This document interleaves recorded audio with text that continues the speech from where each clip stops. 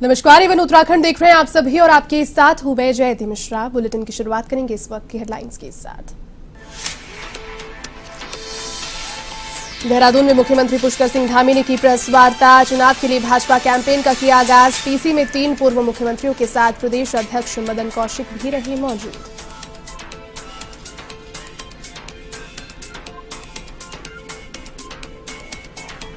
उत्तराखंड में चुनाव के लिए कांग्रेस ने किया वर्चुअल मंच का रुख। पूर्व मुख्यमंत्री हरीश रावत ने जागेश्वर के लोगों के साथ वर्चुअल संवाद। आगामी चुनाव में कांग्रेस की सरकार बनाने की अपील तो महंगाई भ्रष्टाचार के मुद्दे पर भाजपा को घेरा।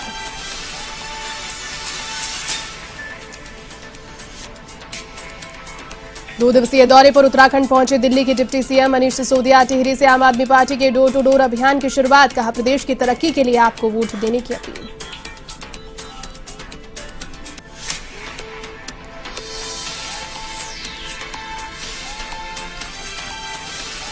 उत्तराखंड में फिर आया कोविड संक्रमण में उछाल। 24 घंटे में 2127 नए मामले, 1 की मौत। तो ताजा मामलों में सर्वाधिक 991। देहरादून के केंद्रीय मंत्री अजय भट्ट भी हुए कोरोना पॉजिटिव।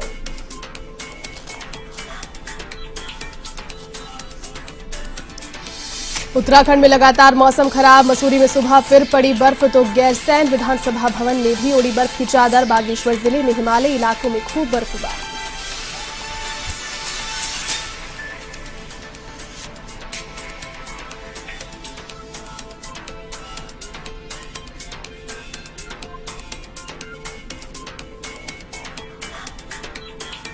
चलिए अब खबरें विस्तार से। देहरादून में मुख्यमंत्री पुष्कर सिंह धामी ने प्रेस वार्ता की और आगामी चुनाव के लिए भाजपा कैंपेन का आगाज किया। तो वहीं पीसी में उनके साथ 3 पूर्व मुख्यमंत्री रमेश पोखरियाल निशंक, त्रिवेंद्र सिंह रावत और तीरथ सिंह रावत मौजूद रहे।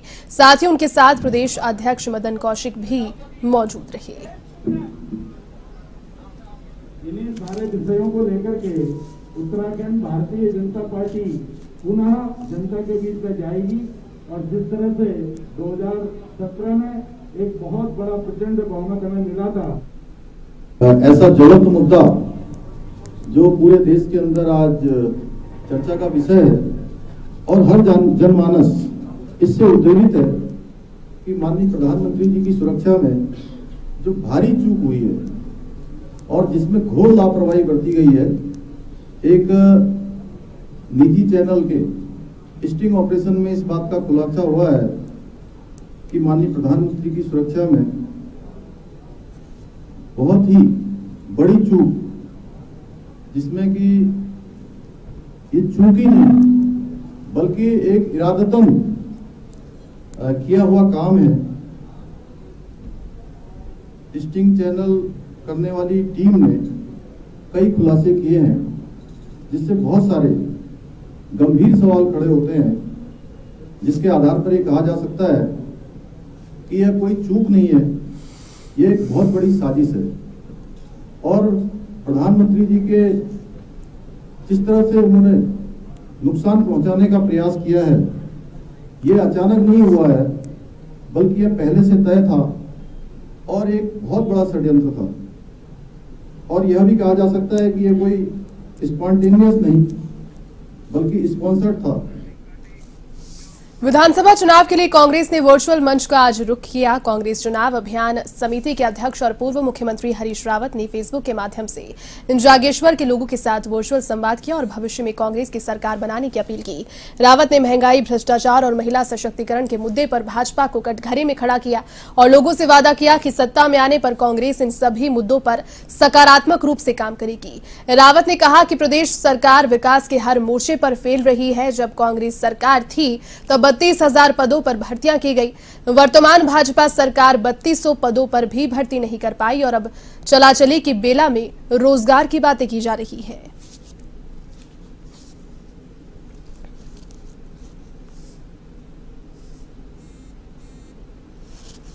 उस देश के बलिदानियों के नाम में अपना नाम अंकित करने का काम किया। इसी धरती से राम सिंह धौनी, दुर्गा दत्त जी, मर्च राम जी, हमारे दाड़मी के शेर प्रताप सिंह जी, रेवाधर पांडे जी, राम सिंह आजाद जी, शायद हमने भी इनकी एक झलक देखी मैं किन शब्दों में इंद्रदेव कांडपाल जी, हमारे इंद्र सिंह नयाल जी, एक वरिष्ठ एडवोकेट, मगर इसी धरती के बेटे थे, और मैं समझता हूं उन्होंने आजीवन गांधीवादी आदर्शों का पालन किया। वकालत के पेशे में भी लोग कहते थे कि कुछ हो जाए, सच को हारने नहीं देंगे, झूठ बोलेंगे नहीं। ऐसे इंद्र सिंह नयाल जी, स्वर्गीय काशीराम पंत जी ने तो मुझको भी चुनाव लड़ाने का काम किया। और भी बड़ी लंबी श्रृंखला है ऐसे लोगों की जिनमें हमारे स्वतंत्रता संग्राम सेनानी माननीय गोवर्धन तिवारी जी भी हैं। बिशन सिंह जी हमारे जिला कांग्रेस कमेटी के अध्यक्ष रहे। हमारे लक्ष्मीदत्त जोशी जी हैं, देवीदत्त जोशी जी हैं, हरिदत्त पांडे जी हैं, देवीलाल भट्ट जी हैं, खड़क सिंह जी हैं, सड़कनाथ बाबा गोस्वामी जी हैं, गौरव तिवारी जी हैं, अमर सिंह बिस जी हैं, रघुवीर जोशी जी हैं, गोपाल सिंह गैड़ा जी हैं, प्रेम सिंह गैड़ा जी हैं। और भी बहुत सारे मूर्धन्य नाम हैं जिन्होंने तिरंगे को थाम करके हम सबका गौरव बढ़ाने का काम किया है। इस श्रृंखला में आज के युग में हम किस तरीके से स्वर्गीय जनरल बीसी जोशी को याद करें, वो भी हमारी इस दुनिया की धरती की लाल थी। दिल्ली के उप मुख्यमंत्री मनीष सिसोदिया 2 दिवसीय दौरे पर उत्तराखंड पहुंचे हैं। उन्होंने टिहरी से आम आदमी पार्टी की डोर टू डोर अभियान की शुरुआत की। सिसोदिया ने नई टिहरी के बौराड़ी में डोर टू डोर प्रचार कर पार्टी प्रत्याशी के लिए वोट मांगे और कहा कि उत्तराखंड में आपकी सरकार बनेगी तो लोगों को फ्री बिजली और पानी मिलेगा। उन्होंने कहा कि दिल्ली का मोहल्ला क्लिनिक का मॉडल पूरी दुनिया के बीच में चर्चित है और आज जाति और धर्म के नाम पर राजनीति की जा रही है। लोगों को आपस में बांटा जा रहा है, लेकिन आपकी राजनीति मुद्दों की है। उन्होंने कहा कि आपके मुख्यमंत्री उम्मीदवार कर्नल अजय कोठियाल देश के लिए गोली खा चुके हैं। वे सच्चे और ईमानदार व्यक्ति हैं जो उत्तराखंड के मुख्यमंत्री बनने के बाद विकास की नई इबारत लिखेंगे।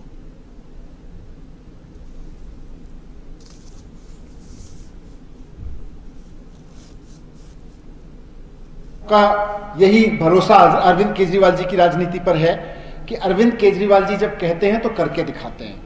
कांग्रेस और बीजेपी वाले कुछ कहते हैं तो बाद में कहते हैं ये तो जुमला था। मैं सुबह आज यहाँ टिहरी में प्रचार के लिए डोर टू डोर कैंपेन के लिए आया हूँ। कुछ शहर में, मार्केट्स में, कुछ गाँवों में जाएंगे और लोगों से मिलेंगे, डोर टू डोर प्रचार करेंगे कोविड प्रोटोकॉल्स का ध्यान रखते हुए।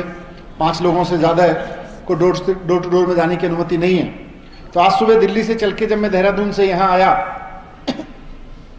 तो रास्ते में जगह जगह बहुत लोगों से मिला। कहीं चाय पीने के लिए रुका, कहीं बाजार में लोगों से मिलने के लिए रुका, और यहाँ भी अभी मैं घूमा टिहरी में भी। हर जगह लोग एक ही बात कह रहे हैं कि जी हम आपको मौका देके देखना चाहते हैं, हम केजरीवाल जी को मौका देके देखना चाहते हैं। इस बार माहौल है और हर आदमी, इवन जो लोग नाम भी ठीक से नहीं जानते, वो ये जानते हैं हाँ दिल्ली में झाड़ू वाली पार्टी है, उसने कुछ करके दिखाया हुआ है। मतलब बिल्कुल ऐसी महिलाएं जो शायद कभी दिल्ली नहीं गई होंगी, उनका भी कोई ना कोई जानकार दिल्ली में है और उनके पास भी इस बात की सूचना है कि हाँ केजरीवाल जी ने दिल्ली में स्कूल अच्छे कर दिए हैं, अस्पताल अच्छे कर दिए हैं, बिजली अच्छी कर दी है, बिजली सस्ती कर दी है।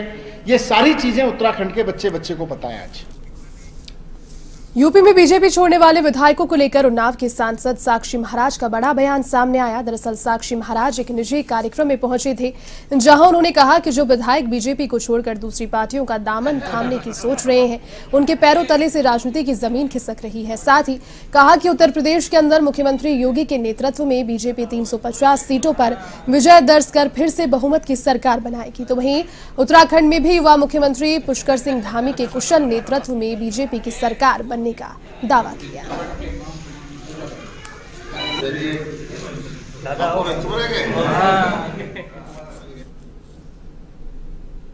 भाजपा में ही रहेगा, वो भाजपा को छोड़ के कभी नहीं जा सकता। वो संस्कार संघ के संस्कारों का तो भाजपा का है, वो कहीं नहीं जा सकता। वरना लोग आते हैं और चले जाते हैं और आते जाते अपनी कड़वी मीठी यादें छोड़ जाते हैं। महाराज जी, इसका मतलब जो ऐसे आपने कहा जमीन खिसक रही है, तो इसका मतलब भाजपा की जमीन खिसक रही है? भाजपा की जमीन कभी तो भागने कभी नहीं। उत्तराखंड में लगातार बढ़ते कोरोना के खतरे को देखते हुए गंगा सभा ने त्रिवेणी घाट पर गंगा आरती में शामिल होने के लिए श्रद्धालुओं के लिए शर्तें और नियम लागू कर दिए, जहां अब कोविड-19 की नेगेटिव रिपोर्ट और वैक्सीन की दोनों डोजेस के सर्टिफिकेट दिखाने के बाद ही श्रद्धालु आरती स्थल में प्रवेश कर पाएंगे। इस दौरान श्रद्धालुओं को मास्क पहनने और सोशल डिस्टेंसिंग का भी पालन करना होगा।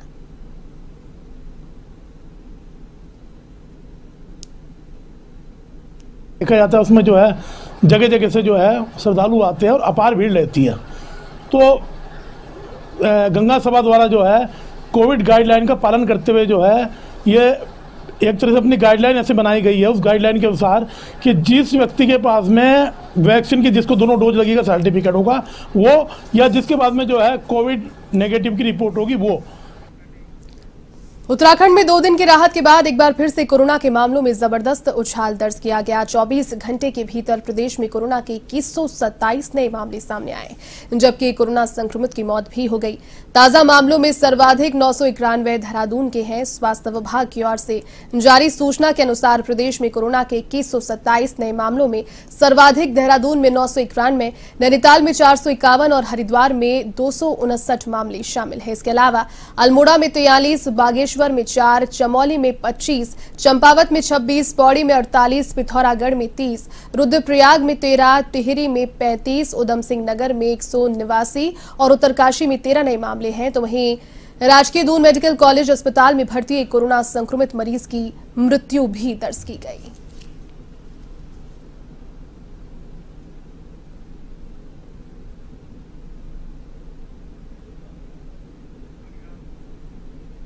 नैनीताल जिले में भी लगातार कोविड के मामले बढ़ते ही जा रहे हैं। एक हफ्ते के अंदर कोरोना के संक्रमण के मामलों में तेजी देखने को मिली। मेडिकल कॉलेज के 4 डॉक्टर, 3 नर्स, एसपी सिटी और कोतवाल समेत कुल 200 से अधिक कोरोना पॉजिटिव मरीज मिले। प्राचार्य डॉक्टर अरुण जोशी ने बताया कि पॉजिटिव आए लोगों को होम आइसोलेशन में भेज दिया गया है। पुलिस कर्मियों का इस तरह से कोरोना पॉजिटिव मिलना चिंता का विषय है। इधर मेडिकल कॉलेज के आवासीय परिसर में रह रहे कई डॉक्टर्स की रिपोर्ट भी पॉजिटिव आई है। ये रैपिडली फैल रहा है ना, लेकिन जो कि हॉस्पिटलाइजेशन के केसेस हैं उतने अधिक नहीं है जितने डेल्टा वायरस में थे, कम है।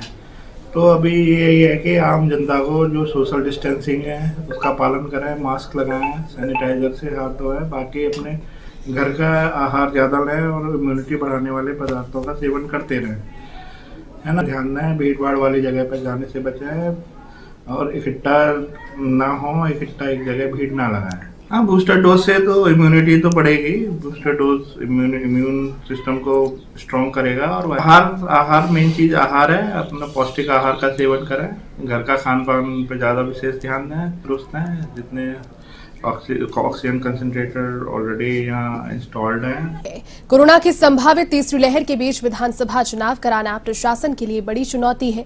इसलिए प्रशासन ने चुनाव से पहले हरिद्वार में सभी फ्रंटलाइन वर्कर्स को कोरोना की बूस्टर डोज लगाने का फैसला लिया है। हरिद्वार जिले में 48,000 फ्रंटलाइन वर्कर्स हैं और इन सभी को बूस्टर डोज लगाने का अभियान शुरू हो गया है। बता दें कि इसको लेकर जिले में 96 ऐसे वैक्सीनेशन सेंटर्स बनाए गए। हरिद्वार जिलाधिकारी विनय शंकर पांडे ने बताया कि जब चुनाव में ड्यूटी करने वाले मतदान और पीठासीन अधिकारियों की ट्रेनिंग शुरू होगी, तब भी ट्रेनिंग सेंटर्स पर ये वैक्सीनेशन सेंटर बनाए जाएंगे।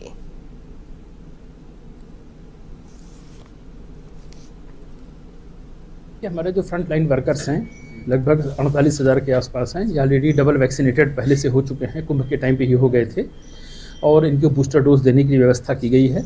इसके लिए 96 बूथ भी आज बनाए गए हैं, जिसकी इच्छा हो जाके लगवा सकता है। इसके अतिरिक्त जब इलेक्शन के हमारी ट्रेनिंग का सेशन शुरू होगा, जिसमें हमारे बड़ी संख्या में पीठासीन अधिकारी, मतदान अधिकारी फर्स्ट, सेकंड, थर्ड आते हैं। अब खबर रोशनाबाद से है, जहां कलेक्ट्रेट में आयुक्त गढ़पाल मंडल सुशील कुमार ने हरिद्वार के प्रशासनिक अधिकारियों के साथ चुनाव के मद्देनजर बैठक का आयोजन किया, जिसमें सभी अधिकारियों से विचार विमर्श किया गया। चुनाव के दौरान कोविड से बचाव और चुनाव को शांतिपूर्वक संपन्न कराने पर मंथन हुआ। सुशील कुमार ने बताया कि चुनाव की घोषणा के बाद नामांकन की प्रक्रिया और उसकी तैयारियों को लेकर भी विचार विमर्श किया गया है। निर्वाचन प्रजातंत्र का एक महापर्व माना जाता है, जिसके लिए अधिकारियों को दिशा निर्देश भी दिए गए।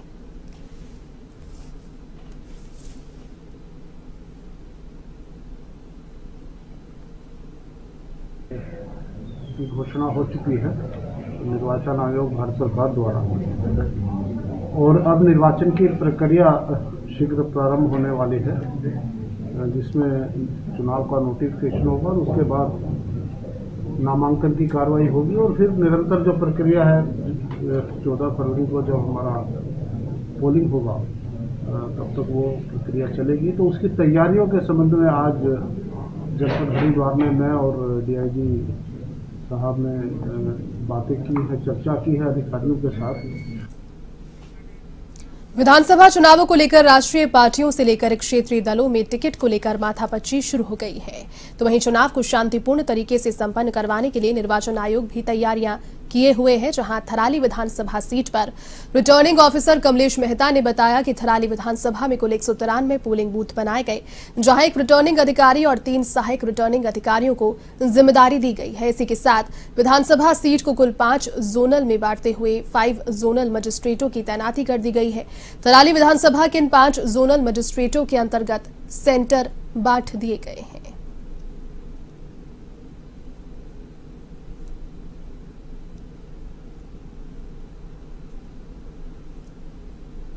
थराली में 193 बूथ हैं।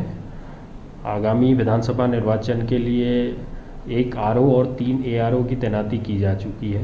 विधानसभा को हमने 5 जोन में बांटा गया है, जिसके अंतर्गत 40 सेक्टर हैं, और इसके अलावा निर्वाचन की घोषणा होने के साथ साथ विधानसभा क्षेत्र में 4 फ्लाइंग स्क्वाड और 4 एसएसटी टीम की तैनाती की जा चुकी है। इसके अलावा व्यय का अन्वेषण करने के लिए video surveillance team, video wing team, MC की तैनाती की जा चुकी है और तैयारियां पूरे जोर शोर से हैं। तो हम इस बार फ्री एंड फेयर इलेक्शन कराने में पूर्णतः सक्षम होंगे। थराली विधानसभा बारी अगर उस समय होती है। चुनाव को लेकर लालकुआं में पुलिस व प्रशासन पूरी तरह से मुस्तैद नजर आ रही है। इसको लेकर सीआरपी और पुलिस ने मिलकर पूरे शहर में फ्लैग मार्च निकाला, तो वहीं अनाउंसमेंट के जरिए लोगों को जागरूक करने का भी प्रयास किया। फ्लैग मार्च में पुलिस क्षेत्राधिकारी शांतनु पराशर ने बाजार में घूम रहे अराजक तत्व को सावधान करते हुए व्यवसायियों को सख्त निर्देश दिए और दुकानों में आ रहे लोगों को सोशल डिस्टेंसिंग का पालन करवाने की अपील की।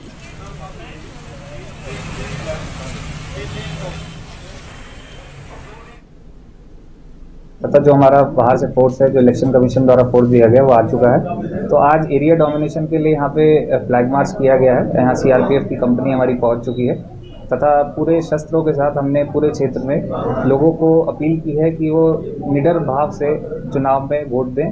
ऐसा कोई उनको डर नहीं है। कोई ऐसा डर हो तो प्रशासन को बताया जाए, उस पर तुरंत कार्रवाई की जाएगी तथा जो ये इलेक्शन है निष्पक्ष रूप से कराया जाएगा। इसी तरह से सतर्क है, ऐसे कोई भी घटना को। कोटद्वार के लकड़ी पड़ाव क्षेत्र में पुलिस ने एक महिला को गिरफ्तार किया, जिसके पास से 50 किलो गौमांस बरामद किया गया। महिला का नाम रिहाना परवीन है। तो वहीं एडिशनल एसपी ने जानकारी दी, बताया कि मुखबिर से सूचना मिलने के बाद लकड़ी पड़ाव में दबिश दी गई। इस दौरान महिला की ओर से गौमांस काटकर बेचा जा रहा था। इस पर पुलिस ने उसे तुरंत गिरफ्तार कर लिया।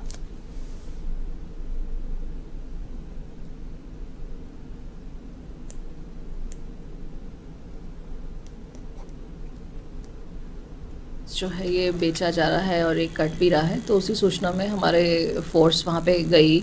लकड़ी पड़ाव का एरिया है, उसमें रिहाना परवीन एक महिला है, उसके द्वारा ये गौमांस बेचा जा रहा था और हम लोगों ने उनको उनके घर से ही सामान के साथ बरामद किया। करीब 50 किलो गौमांस और पाटल और छोरा तराजू वगैरह सभी कुछ हमने बरामद किया है। चलिए इस बुलेटिन में फिलहाल के लिए बस इतना ही। देश और दुनिया की तमाम बड़ी खबरों को देखने के लिए आप देखते रहिए A1 TV। नमस्कार।